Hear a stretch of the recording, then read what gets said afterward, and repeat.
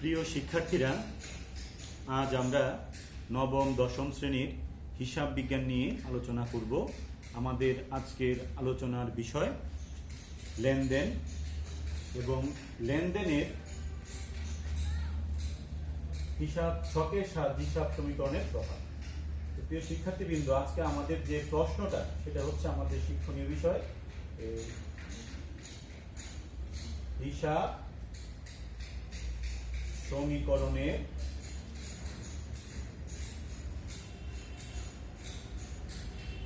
প্রভাব। আমাদের দ্বিতীয় অধ্যায় লেনদেন এবং এই লেনদেনের যে হিসাব সমীকরণের প্রভাব আছে, আজকে আমরা সেই হিসাব সমীকরণের প্রভাব নিয়ে আলোচনা করব। তো আমাদের প্রথমে আমাদের একটা উদ্দীপক দরকার। আমি এখানে একটা উদ্দীপক তোমাদের দিয়ে দিচ্ছি, তোমরা বিষয়টা একটু খেয়াল করো। উদ্দীপকটা আসলে কি এবং উদ্দীপকের আলোকে কিভাবে আমরা হিসাব সমীকরণের প্রভাব করব। তো প্রিয় শিক্ষার্থীবৃন্দ, এখানে আমি একটা প্রশ্ন লিখছি। প্রশ্নটা একটু মনোযোগ সহকারে তোমাদের দেখতে হবে। বা উদ্দীপক, এটা হচ্ছে আমাদের উদ্দীপক। উদ্দীপকটা কি?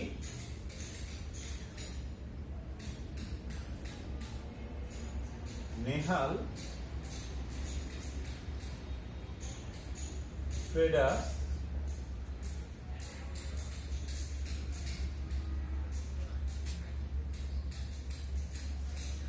ভৈরব।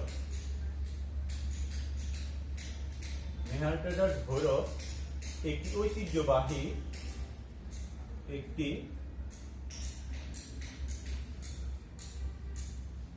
সুনামধন্য ব্যবসায়িক প্রতিষ্ঠান।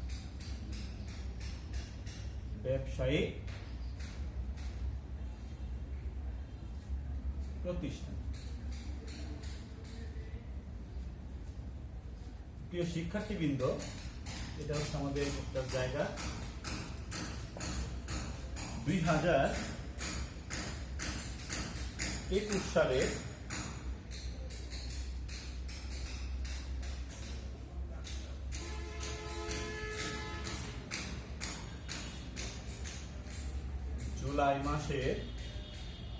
জুলাইয়ের 1 তারিখে 2021 সালের জুলাইয়ের 1 তারিখে নগদ 5 লক্ষ টাকা নিয়ে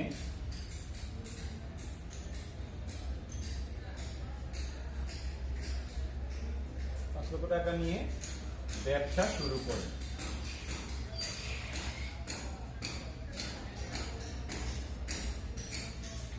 শিক্ষার্থীবৃন্দ, এখানে হচ্ছে নেহাল ট্রেডার্স ভৈরব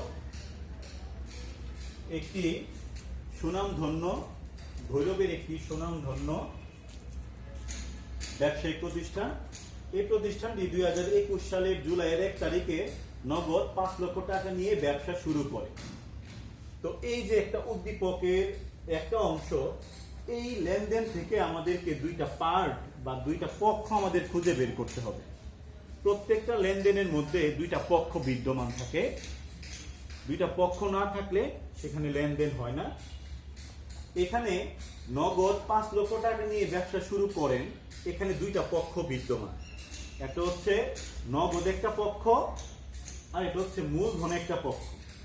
এই দুইটা পক্ষ আমাদেরকে খুঁজে বের করতে হবে। এখান থেকে আমরা একটা লিখলাম কি, একটা নগদান হিসাব ডেবিট আর এটা হচ্ছে মূলধন হিসাব ক্রেডিট। আমাদেরকে এটা খুঁজে বের করতে হবে। জুলাইয়ের 1-এর পরে ধরো লিখলাম আমরা জুলাইয়ের 5 তারিখ লিখলাম ব্যাংকে, বা আমরা লিখলাম এনআরবিসি ব্যাংকে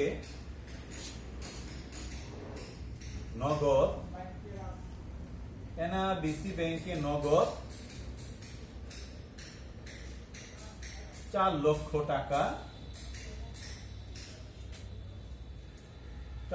টাকা জমা জমা দেয়া হলো। এনআরবিসি ব্যাংকে নগদ 4 লক্ষ টাকা জমা দেয়া হলো। এখানে দুইটা পক্ষ আমাদের খুঁজে বের করতে হবে। একটা হচ্ছে যেহেতু ব্যাংকে টাকা জমা দেওয়া হয়েছে, একটা ব্যাংক একটা হিসাব, আর যেহেতু এই প্রতিষ্ঠান থেকে নগদ টাকা হ্রাস পেয়েছে, নগদানের আরেকটা হিসাব। অর্থাৎ এখানে দুইটা পক্ষ হচ্ছে, একটা ব্যাংক হিসাব ডেবিট আর এটা হচ্ছে নগদান হিসাব ক্রেডিট। যেমন ধরো এখানে আবার দিলাম জুলাইয়ের 10 তারিখ, লিখলাম ধারে পণ্য ক্রয়, ধারে পণ্য ক্রয়। তো ধারে পণ্য ক্রয় করা হলো। এই প্রতিষ্ঠান যখন কোনো কারো কাছ থেকে ধারে পণ্য ক্রয় করে, তখন এভাবে আমাদের ধারে পণ্য ক্রয় করতে হয় পাওনাদারের কাছ থেকে। তো ধারে পণ্য ক্রয় করা হলো, ধরো আমরা লিখলাম 2,50,000 টাকা, ধারে পণ্য ক্রয় এত টাকা। এখানে আমাদের দুইটা পক্ষ খুঁজে বের করতে হবে। একটা হচ্ছে ক্রয়, ক্রয় একটা পক্ষ, আর এটা হচ্ছে ধারে পণ্য ক্রয় করা হয়েছে। ধারে আমরা পণ্য সামগ্রী ক্রয় করি পাওনাদারের কাছ থেকে। তাহলে এখানে আমাদের দুইটা পক্ষ হচ্ছে, একটা ক্রয় হিসাব আর এটা হচ্ছে পাওনাদার হিসাব। ঠিক তেমনি ভাবে জুলাইয়ের ধরো 15 তারিখ আমরা নগদে পণ্য বিক্রয় লিখলাম, নগদে পণ্য বিক্রয়। নগদে পণ্য বিক্রয় করলাম আমরা 2 লক্ষ টাকা। 2 লক্ষ টাকার পণ্য আমরা নগদে বিক্রি করলাম। এখানে দুইটা পক্ষ আমাদের খুঁজে বের করতে হবে।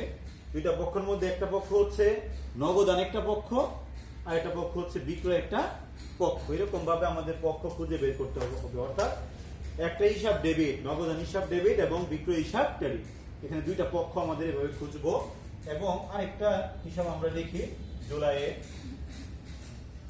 20 তারিখ, এই পাওনাদার ধারে পণ্য যে ক্রয় করেছিলাম, এই এখন ক্রয় করেছিলাম পাওনাদারের কাছে থেকে, এখন পাওনাদারকে মূল্য পরিশোধ বা পাওনাদারকে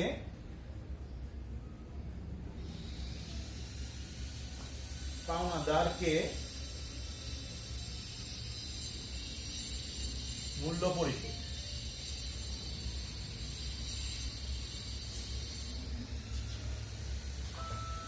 এখান থেকে আমরা মূল্য পরিশোধ করলাম ধরো 1,80,000 টাকা। পাওনাদারকে মূল্য পরিশোধ করলাম 1,80,000 টাকা। তো প্রিয় শিক্ষার্থীবৃন্দ, এখানে একটা আমাদের উদ্দীপক আছে। আমরা এই উদ্দীপক থেকে আমাদের যেটা করণীয় সেটা হচ্ছে হিসাব সমীকরণের প্রভাব। আমরা এই লেনদেনগুলি থেকে কিভাবে হিসাব সমীকরণের প্রভাব করব। হিসাব সমীকরণের প্রভাব হচ্ছে 3 ধরনের হিসাব সমীকরণের প্রভাব আমরা করতে পারি। একটা হচ্ছে হিসাব সমীকরণের প্রভাব, একটা হচ্ছে আধুনিক পদ্ধতিতে হিসাব সমীকরণের প্রভাব, আর এটা হচ্ছে আমাদের ছকের সাহায্যে হিসাব সমীকরণের প্রভাব। তো প্রিয় শিক্ষার্থীবৃন্দ, এখানে আমরা লিখি যে এইগুলিকে আমরা কি কি করব।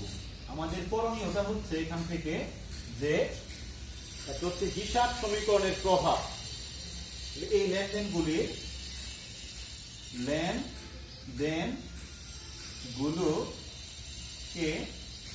হিসাব সমীকরণের প্রভাব দেখা, হিসাব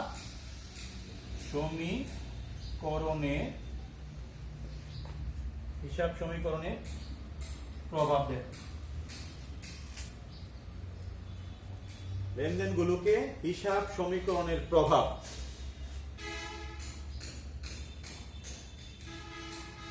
হিসাব সমীকরণের উপর লেনদেনের প্রভাব বা লেনদেনগুলোকে সমীকরণের প্রভাব। 2 নম্বরটা হলো ছকের সাহায্যে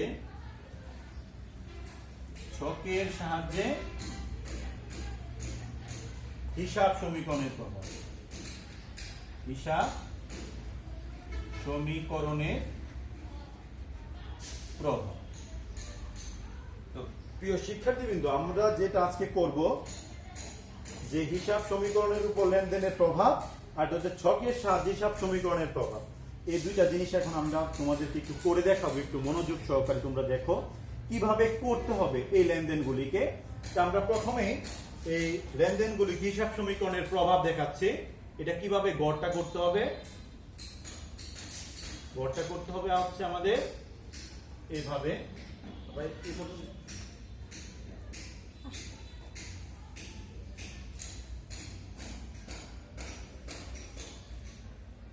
এখানে করতে হবে আমাদের একটা তারিখ, এই পাশে করতে হবে,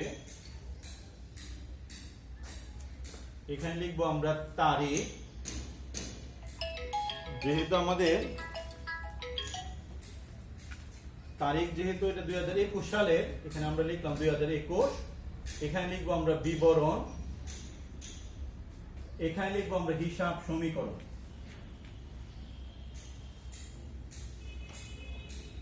হিসাব সমীকরণটা হচ্ছে a = l + e। তো প্রিয় শিক্ষার্থীবৃন্দ, বিষয়টা একটু খেয়াল করো। আমরা এই অঙ্কটা করতেছি, উপরে আমরা লিখেন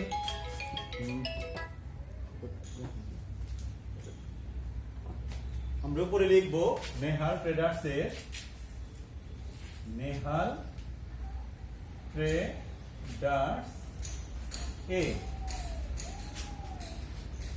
হিসাব সমীকরণের উপর লেনদেনের প্রভাব। হিসাব সমীকরণের উপর লেনদেনের প্রভাব। নেহাল ট্রেডার্স এর হিসাব সমীকরণের উপর লেনদেনের প্রভাব নিম্নরূপ। আমরা এখানে লিখলাম। কিভাবে করতে হবে শিক্ষার্থীবৃন্দ একটু খেয়াল করো। যেহেতু এখানে লেখা আছে 2021 সালে জুলাইয়ের 1, আমরা এখানে জুলাইয়ের 1 তারিখ আমরা এখানে লিখলাম, জুলাইয়ের 1 তারিখ। আমাদের এখান থেকে দুইটা পক্ষ খুঁজে বের করতে হবে, একটা হচ্ছে নগদান একটা পক্ষ, আর এটা হচ্ছে মূলধন একটা পক্ষ। অর্থাৎ এখানে লিখতে হবে নগদান হিসাব,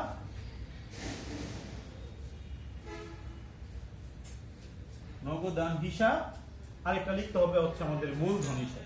মূলধন হিসাব যেহেতু ক্রেডিট, একটু দূরে লিখলাম আমরা মূলধন হিসাব।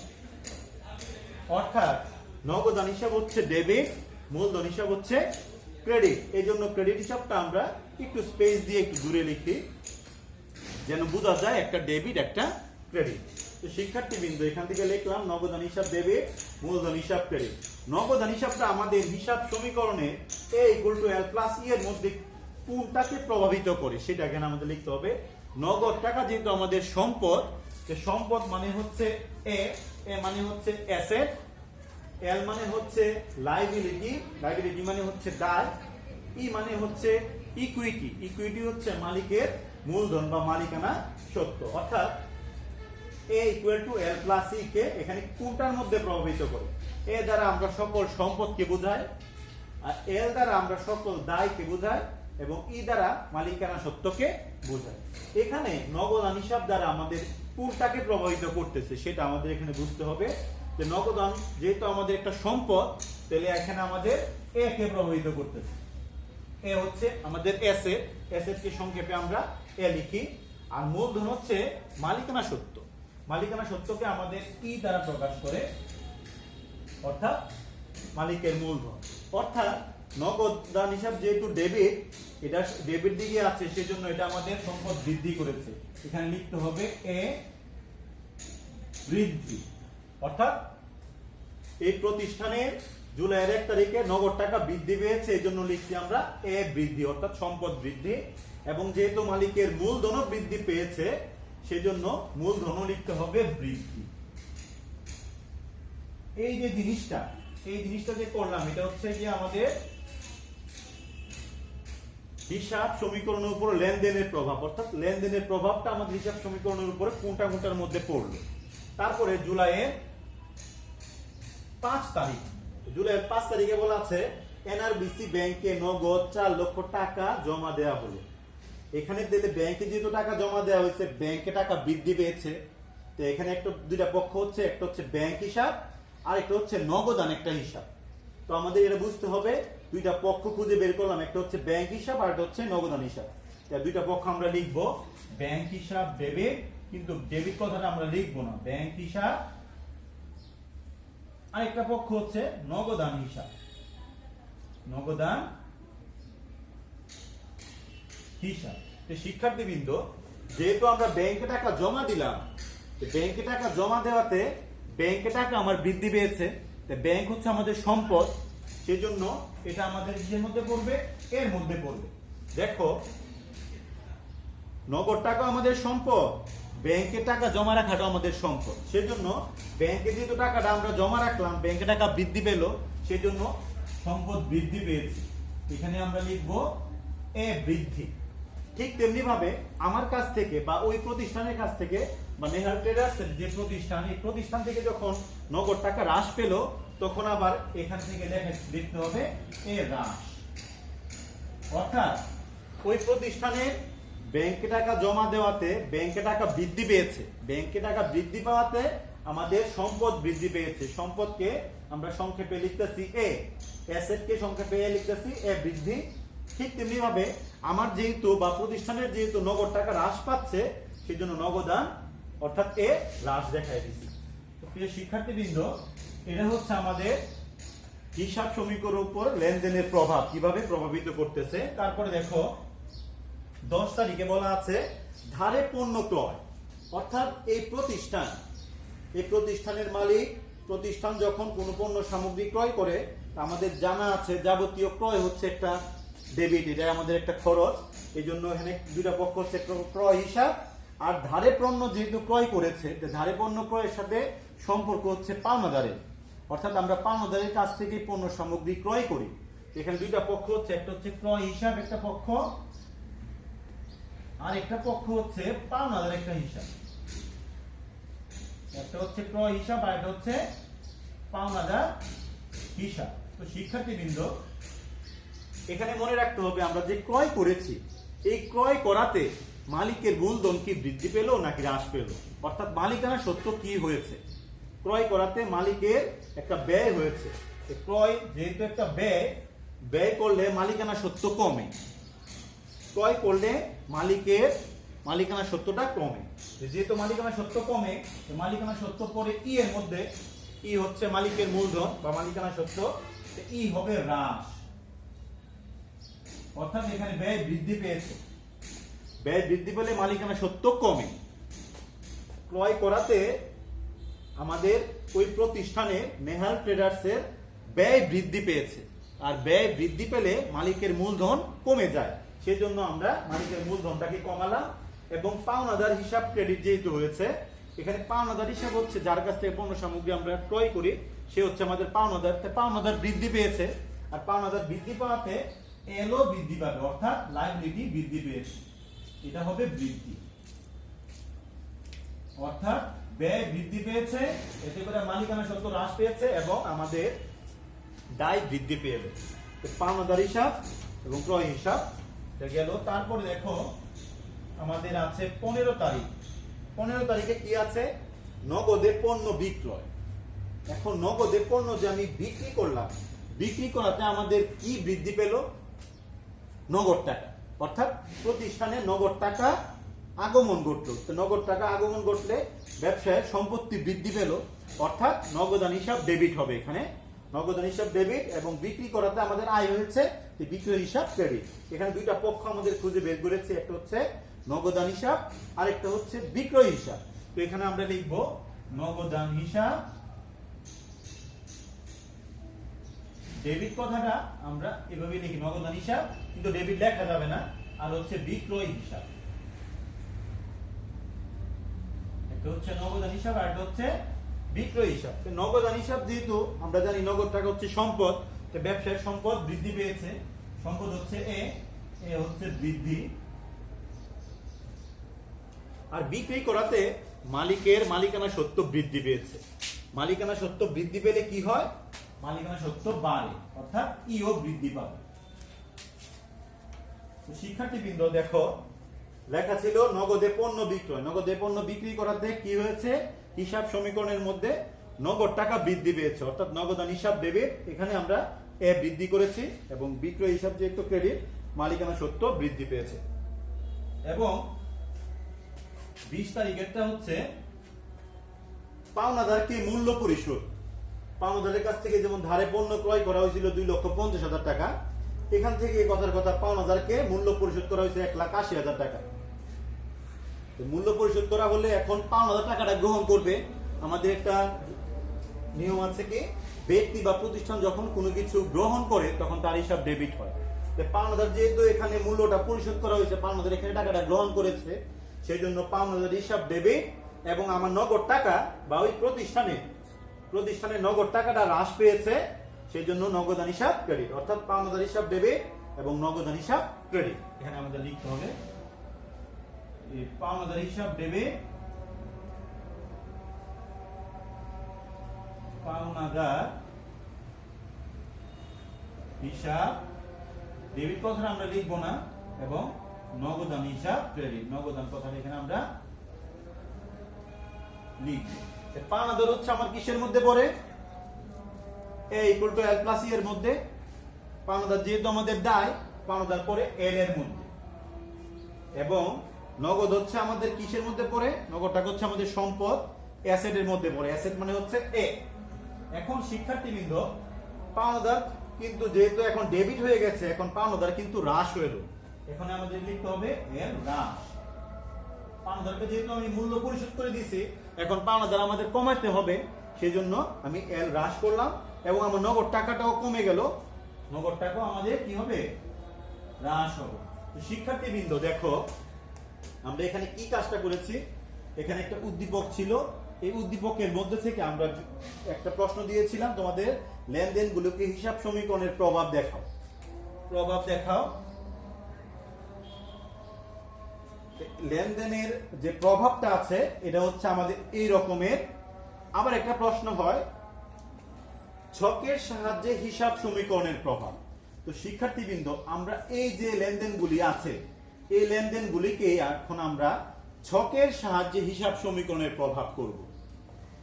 শিক্ষার্থীবৃন্দ, এখন আমরা এই অংশটুকু আমরা মুছে ফেলবো, মুছে আমরা ঠিক এই অঙ্কটাকে আবার ছকের সাহায্যে হিসাব সমীকরণের প্রভাব করব।